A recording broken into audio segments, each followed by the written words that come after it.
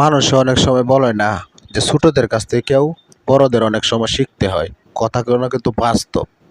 কালকে এই ভিডিওটা দেখার পরে আমি হতবাক হয়ে গেছি। এই নতুন ইয়াং জেনারেশনের ফুলাফান এত সুন্দর জ্ঞান আল্লাহ তাআলা দিচ্ছে তাদেরকে।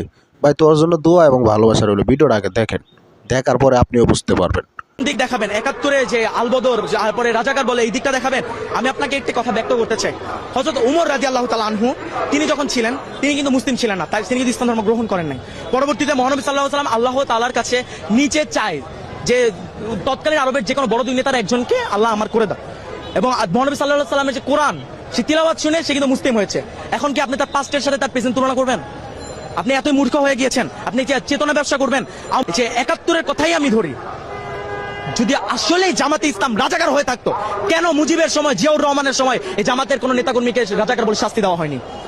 কেন শেখ হাসিনা আসার পর নির্বাচনের দিন তিনি নিজে গিয়ে জামাতের হুজুরের কাছে গিয়ে বলেছে, হুজুর আমাকে দোয়া করবেন আমার জন্য, আজকে আমি নির্বাচনে দাঁড়িয়েছি। সে নিজে গিয়ে হুজুরের কাছে দোয়া নিয়ে আসছে। কেন নিয়ে আসছে? এবং ৯৬-তে সে যখন জিতে যায়, জিতার পরে সে ওই ডিরেক্ট জামাতকে রাজাকার বলে ফেলে। কেন বলে? কারণ জামাত যে ইসলাম, জামাতে ইসলাম তাদের সাথে মত, সে মতের সাথে একতা প্রকাশ করেনি। কেন করবে? তারা তো ভারতপন্থী। ভারত আমাদের সাহায্য করেছে, কেন করেছে? ইন্দিরা গান্ধীকে যখন প্রশ্ন করা হয় সে একটি উত্তর দেয়, মাথার এক পাশে ফোড়া হলে আপনি অন্য পাশে ঘুরে ঘুমাতে পারবেন, যখন দুই পাশে ফোড়া হয় আপনি ঘুমাতে পারবেন না। এর মানে কি বুঝতে পারছেন? আপনার যখন দুই পাশে ইসলামিক রাষ্ট্র হবে তখন আপনি থাকতে পারবেন না। হিন্দুত্ববাদ এই যে কথাগুলি আপনি শুনলেন, কথা তো ঠিকই আছে।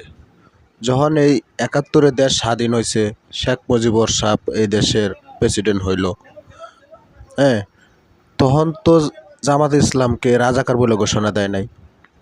তারপরে দেয়া জিয়াউর রহমান সেনাপ্রধান, উনিও প্রেসিডেন্ট হইলেন, ঠিক আছে, তখন তো জামাতকে কেউ রাজাকার বলে নাই।